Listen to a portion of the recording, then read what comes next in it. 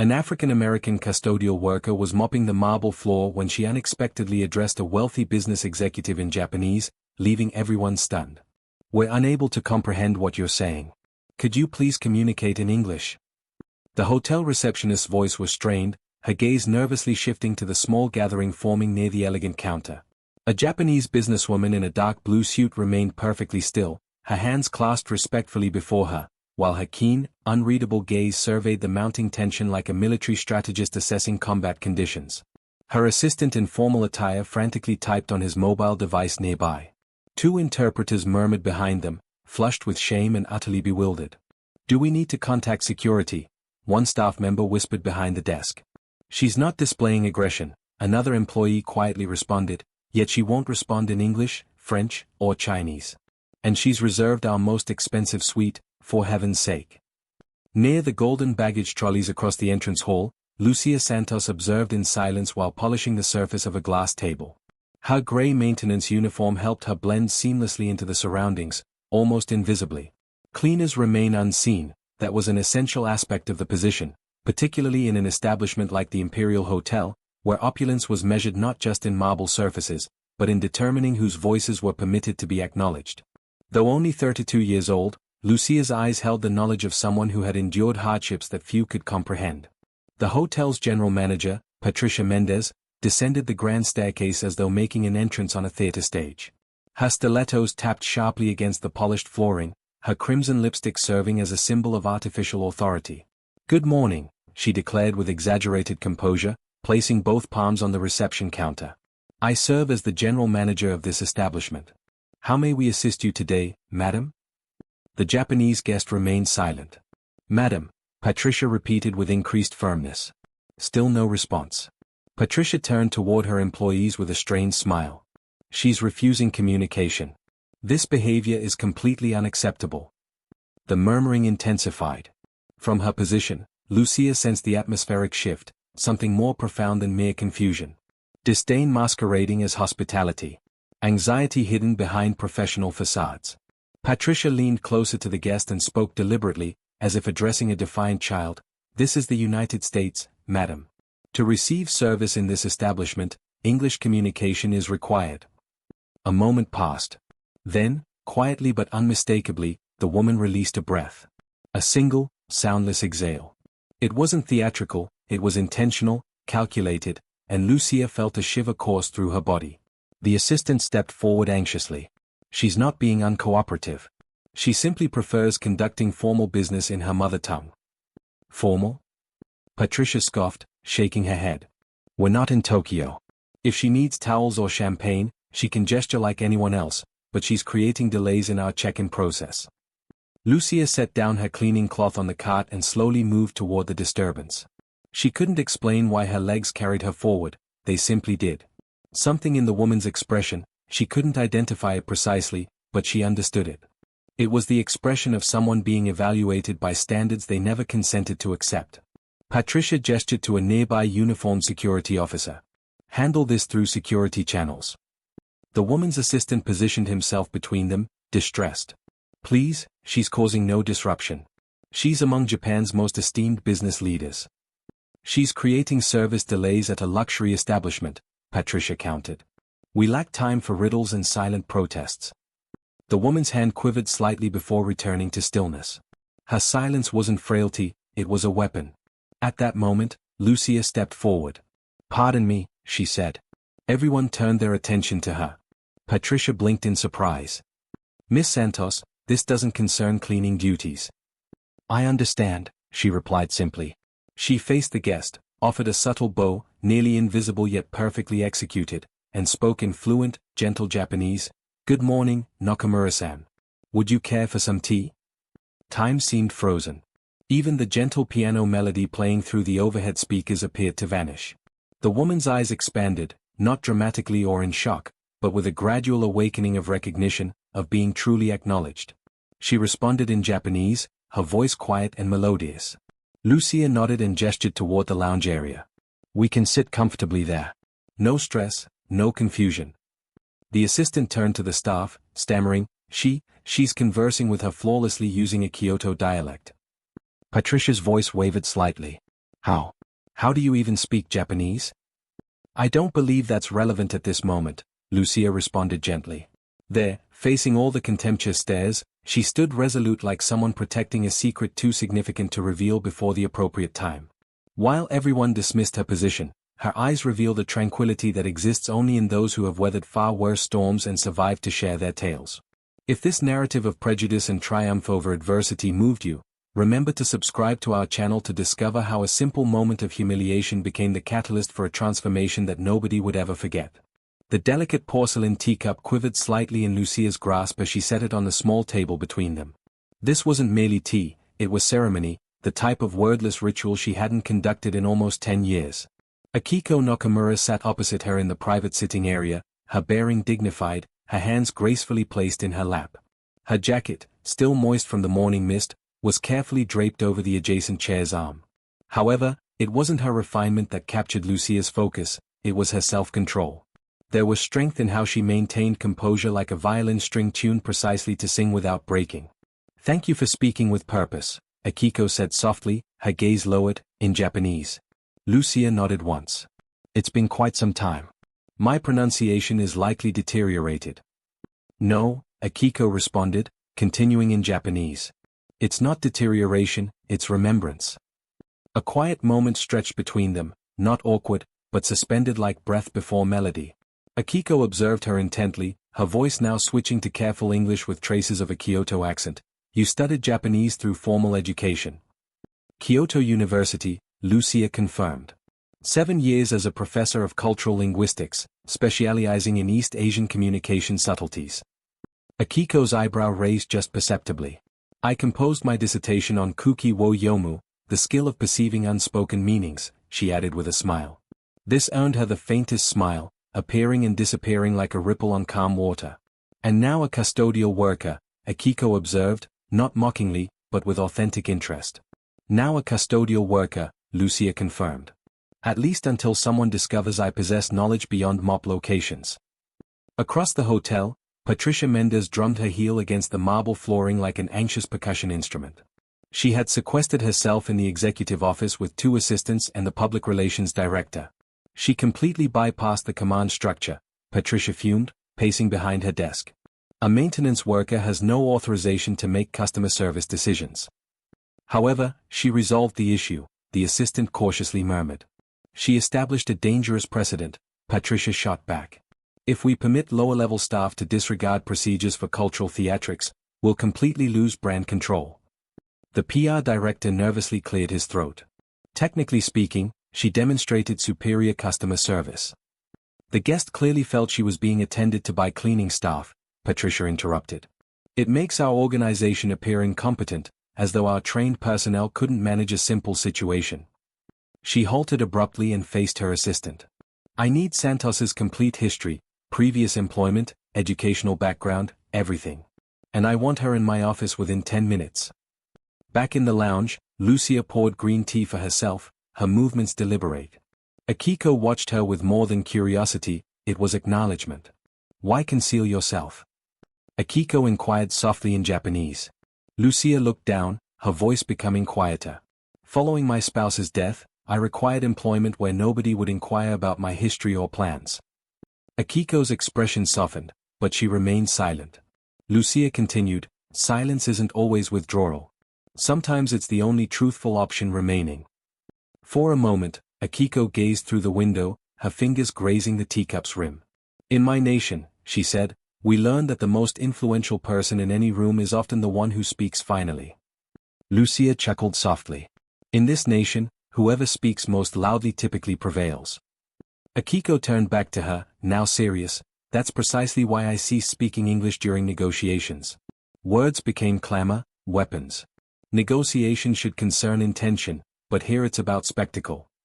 Lucia observed her with more than interest, it was recognition. She perceived Akiko not as a billionaire, but as a person attempting to protect something delicate beneath the surface. She understood that sensation.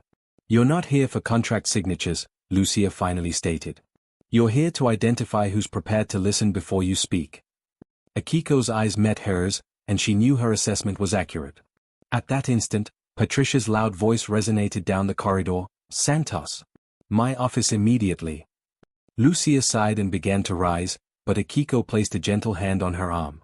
Excuse me, Akiko said, her voice still soft but carrying authority that made Lucia pause. Miss Santos is currently providing me assistance. If Ms. Mendez wishes to speak with her, she may schedule that after our meeting concludes. Patricia appeared in the lounge entrance, her face crimson with suppressed rage.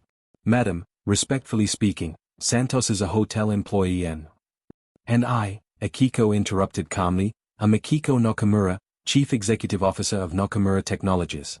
My corporation is evaluating an $50 million investment in East Coast hotel expansion. She paused intentionally. Customer service quality will naturally be a decisive factor in that evaluation. Patricia paled visibly. Lucia remained seated, but something shifted in her expression. It wasn't surrender, it was the look of someone who had just realized she wasn't battling alone. Naturally, Patricia mumbled, forcing a smile. I'll ensure not to disturb you again. After Patricia departed, Akiko turned to Lucia with an expression mixing amusement and something deeper. 50 million? Lucia asked in Japanese. 80, in reality, Akiko replied with a slight smile. But I thought modesty would be appropriate. They shared laughter, and for the first time that day, the silence didn't resemble a battleground. It felt like serenity. However, as Patricia walked away down the hallway, her footsteps echoing like an ominous promise, Lucia knew this was far from concluded. What Patricia failed to realize was that by attempting to humiliate her before Akiko, she had just awakened something that had remained dormant for years, the fighting spirit of a woman who had already lost everything once and lived to tell about it. Each new humiliation only strengthened something within Lucia that her oppressors couldn't perceive, a silent force fueled by the very injustice they sought to impose. What people like Patricia didn't understand was that every act of contempt was composing their own defeat. And when Lucia lowered her head slightly under the judgmental stares, everyone assumed they had crushed her spirit. But those who understand true strength know it grows precisely in silence, in the space where the most devastating storms are born. Patricia Mendez's office appeared designed for intimidation, polished marble flooring, walls adorned with diplomas and certificates, an imposing desk that made her resemble a judge preparing to pronounce judgment. Lucia entered with the upright posture of someone who had faced far more threatening tribunals. Take a seat, Patricia commanded without lifting her gaze from her documents. We need to discuss extensively regarding your performance today. Lucia remained standing. I'd rather stand, thank you. Patricia finally looked up, clearly annoyed by the refusal to submit. Very well. Let's address this directly. Your conduct today was entirely inappropriate. You broke protocols, showed disrespect to the hierarchy, and embarrassed the management team. I assisted a guest who was being mistreated, Lucia responded calmly. You meddled in a matter that wasn't your responsibility, Patricia slammed her palm on the desk. A cleaning person has no authority to make high-level customer service decisions. Lucia smiled slightly. And who would possess the proper authority? The individual who summoned security on a guest who reserved the presidential suite. Patricia's face flushed red. Don't be disrespectful. I recognize your type. You believe you can act however you please and then claim discrimination when confronted. Fascinating perspective, Lucia murmured, but her eyes flashed with something Patricia couldn't quite interpret. Let me be explicit, Patricia continued, leaning across her desk. You will offer public apologies to the staff. You will resume your cleaning responsibilities, and you will never approach guests without explicit authorization. And if I detect even a hint of you speaking foreign languages with guests, you'll be dismissed that same day. Lucia nodded slowly. I comprehend completely. Patricia smiled, believing she had established her dominance. Excellent. Now return to work. But as Lucia reached the door, she turned around. May I ask you something? What? Have you ever visited Japan? Patricia frowned. What relevance does that have? Just curiosity, Lucia said with a mysterious smile. I'm confident you would truly value Japanese culture, particularly the concept of nemawashi. What does that mean? It's nothing significant, Lucia replied, stepping out and gently closing the door behind her. 3 hours later, in Lucia's modest apartment, two women sat at the small kitchen table. Akiko had changed from her formal suit into casual clothing, but her presence still commanded respect. Did she threaten you directly? Akiko asked, pouring green tea from a thermos she had brought. Patricia lacks subtlety, Lucia replied. But she's also not intelligent. She just provided me exactly what I needed. Akiko raised an eyebrow. Which would be what? Lucia stood and walked to a small filing cabinet in the room's corner. From inside, she retrieved a meticulously organized folder. 7 months of documentation. She opened the folder on the table, incident reports, email copies, discreetly taken photographs. Everything catalogued with academic precision. March incident, Lucia said, indicating a photograph. An Arab client was mistakenly assigned to the top-floor room adjacent to the noisy mechanical room, despite booking a quiet suite. Akiko examined the document. And this? An internal email from Patricia directing that clients with difficult-to-pronounce names be assigned to lower-category rooms even when they pay for upgrades. Akiko reviewed more pages, her expression becoming increasingly grave. My goodness, Lucia, this is systematic. 7 months of evidence collection, Lucia confirmed. Patricia routinely engages in racial discrimination, but always subtly enough to maintain plausible deniability, until today. What changed today? Lucia smiled. Today she threatened me before witnesses for assisting a Japanese guest, and I recorded it. She retrieved her cell phone and played the office conversation audio. Patricia's voice echoed clearly, I recognize your type. You believe you can act however you please and then claim discrimination when confronted. Akiko leaned back in her chair. That's unacceptable. But it's still insufficient. I need something larger, Lucia said. Something she cannot deny or minimize. Akiko studied her carefully. You have a strategy. I have 2 alternatives, Lucia said, closing the folder. The first is suing the hotel for racial discrimination and harassment. I possess sufficient evidence for certain victory. And the second? Lucia's eyes flashed with an intensity that made Akiko lean forward. The second is giving Patricia exactly what she deserves, a humility lesson she'll never forget. Explain. Lucia stood and walked to the window, gazing at the city below. You mentioned considering an $80 million investment in hotel expansion, correct? Yes. And how many hotels are on your consideration list? 3. The Imperial is among them. Lucia turned, a smile forming on her lips. Patricia doesn't know you possess that level of decision-making authority, does she? To her, you're simply another wealthy Japanese guest. Akiko began to comprehend. Continue. What would occur if during an official company inspection, Patricia publicly demonstrated the same discriminatory behavior she's practiced for months? It would end her career, Akiko said slowly. Precisely. But it would need to be something so blatant, so undeniable that even corporate attorneys couldn't minimize it. Akiko remained silent for a long moment, then asked, What do you need from me? Simply be yourself, Lucia replied, a Japanese CEO evaluating $1 million investment. And trust me when I indicate it's time to act. Are you certain this will succeed?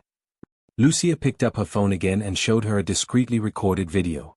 On the screen, Patricia could be seen clearly instructing an employee, if these types of customers complain about service, pretend you don't understand and direct them to competitors. It's preferable to lose a problematic customer than deal with their demands. I'm absolutely certain, Lucia said, turning off the device. That evening, while Akiko returned to her hotel, Lucia remained awake organizing her files. Every document, photograph, and recording was meticulously reviewed. She had learned in university that the most powerful research wasn't just about data collection, it was about knowing precisely how and when to utilize it. The distinction between Patricia and herself wasn't merely education or social status. It was that Patricia systematically underestimated anyone she considered inferior, while Lucia had learned to observe, analyze, and act with surgical precision. As she organized the documents chronologically, Lucia smiled thinking about Patricia's expression when she discovered that the simple cleaning lady she had tried to humiliate had meticulously orchestrated her own downfall. Under the weight of all the condescending looks she had endured over recent months, her hands trembled slightly as she held the papers that would change everything. But anyone observing closely would notice that it wasn't fear causing those hands to tremble, it was the contained power of someone about to rewrite her own narrative and deliver a lesson that would resonate through corporate corridors for years to come. The following morning, the Imperial Hotel lobby buzzed with different energy. Executives in impeccable suits, tablets in hand, and serious expressions moved through every hotel corner. Nakamura Technologies' official inspection had commenced, and Patricia Mendez could barely contain her excitement. $80 million, she muttered to herself, adjusting her blazer for the fifth time. 80 million in direct investment. Akiko walked through the lobby with a three-person evaluation team, all Japanese, examining every operational detail. Patricia followed her like an anxious shadow, smiling excessively and gesturing dramatically. As you can observe, our clientele is extremely international, Patricia announced loudly. We serve people from all cultures with identical excellence standards. Lucia observed everything from across the lobby, pretending to clean a decorative vase. She had coordinated everything carefully with Akiko. The CEO had requested that the inspection include real-time customer service assessment, specifically with guests who didn't speak English fluently. Perfect, Akiko had said the previous night. I want to observe how your team reacts when they believe there are no consequences. The first test arrived disguised. One of Akiko's evaluators, Hiroshi, approached the front desk, pretending to be a confused guest. He began asking questions in Japanese, clearly distressed, gesturing toward the elevators. I apologize, sir, the receptionist said nervously. We don't understand you. Patricia quickly approached, her forced smile already showing tension signs. Is there an issue here? Hiroshi continued speaking in Japanese, now more agitated, pointing to a paper with room numbers. Listen, Patricia said, her voice already losing its manufactured pleasantness. If you cannot communicate in English, perhaps you should consider a hotel offering more specialized assistance. Across the lobby, Akiko gave an almost imperceptible signal. The hidden cameras her staff had strategically positioned were recording everything. But Patricia didn't stop there. Seeing the guest continued insisting in Japanese, her professional mask finally slipped. My God, she said, turning to the receptionist with an exasperated expression. Why do these types of people always choose American hotels if they can't even properly request a glass of water? The entire lobby froze. Even regular guests stopped to witness the scene. Hiroshi continued his performance, now clearly recording the discrimination on his own phone. I can't waste time with this, Patricia continued, her voice rising. We have real Japanese investors to impress today. We can't be wasting time with anyone who appears here speaking languages nobody understands. It was then that Lucia approached calmly, carrying her cleaning supplies. Excuse me, she said softly. May I help? Patricia turned, her face red with irritation. Santos, I told you not to interfere. But Lucia ignored her completely. She addressed Hiroshi directly and said in fluent Japanese, Good morning, excuse me, which room are you seeking? Hiroshi replied in Japanese, explaining his elevator problem. Lucia nodded and calmly guided him to the correct one, chatting fluently throughout. Patricia stood there speechless, watching the scene. When Lucia returned, she exploded. I told you not to do that. Patricia screamed, completely losing control. You're a cleaner, a simple black cleaner who should be cleaning restrooms, not playing translator. The silence that followed was deafening. Every person in the lobby, guests, employees, evaluators, froze completely. Patricia's words echoed through the marble hallways like a public confession of everything she truly believed. It was then that Akiko emerged from the shadows, walking slowly toward Patricia with an expression mixing disappointment and contained fury. Ms. Mendez, Akiko said in perfect English, her voice as cold as ice. I am Akiko Nakamura, Chief Executive Officer of Nakamura Technologies. Patricia's face went through every shade of white imaginable. Ms. Nakamura, I didn't know you were. Do I speak English? Akiko finished. Yes, I do. Just as I speak Japanese, Mandarin, Korean, and French.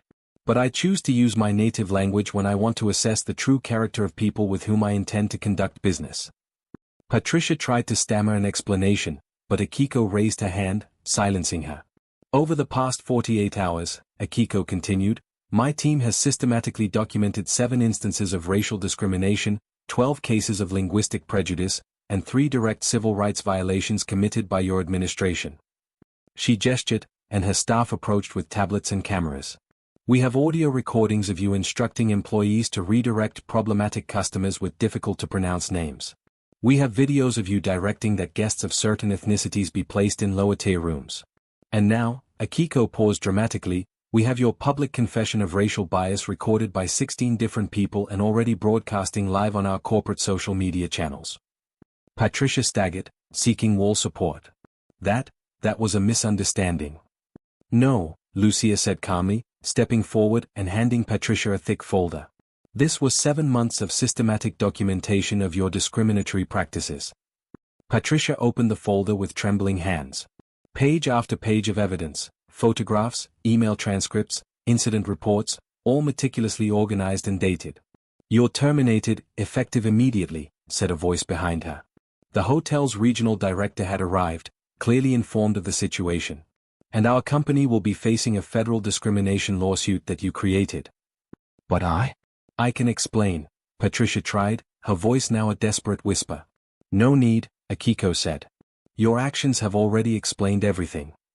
As security guards escorted Patricia from the hotel, the same security she had threatened to call on a Japanese guest 2 days earlier, Lucia remained in the lobby center, surrounded by looks of admiration and respect.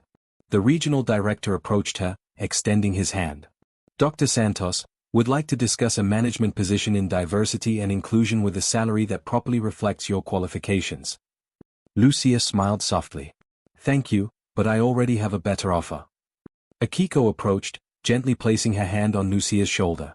"Nakamura Technologies is establishing a new international corporate ethics department. We would like you to lead it." As the hotel doors closed behind Patricia for the final time, Lucia looked around the lobby where she had been humiliated so many times. Now, every employee, guest, and person present knew exactly who she truly was. The woman who had been called a mere black cleaning lady had methodically orchestrated the downfall of the person who had discriminated against her, using intelligence, patience, and justice as precise as surgery. Patricia had lost not only her position but her entire reputation, while Lucia emerged as the heroine who had exposed an entire system of institutional prejudice. But while everyone celebrated justice being served, something even greater was about to be revealed, a connection between Lucia and Akiko that would transform not only their personal lives but create a corporate revolution that would forever change how companies worldwide treated diversity and inclusion. 6 months later, Lucia sat in her new office at Nakamura Technologies headquarters with a panoramic city view. As Global Director of Corporate Ethics, she had implemented diversity programs in 43 companies, completely transforming each organization's culture. Patricia Mendez never secured another hospitality industry position. The video of her racist comments went viral with over 2 million views, becoming a university case study about how prejudice destroys careers. She now works as a department store salesperson, earning monthly what Lucia earns daily. The Imperial Hotel was acquired by Nakamura Technologies and became a global standard for inclusive hospitality. A plaque in the main lobby honors all hardworking people who fight daily against prejudice and discrimination. Akiko and Lucia have developed not only an extraordinary professional partnership but a friendship that transcends cultures and languages. Together, they have proven that true revolution begins when courageous people refuse to accept injustice as normal. The best revenge wasn't destroying Patricia, it was building something greater than she could ever imagine. Lucia learned that when you respond to prejudice with intelligence and dignity, you not only defeat your enemies, you inspire others to fight as well. If this story touched your heart, if you believe everyone deserves dignified treatment regardless of their position, subscribe to the channel. Share in the comments if you faced prejudice and how you responded. Together, we can create a world where a person's character matters more than any label others try to assign them.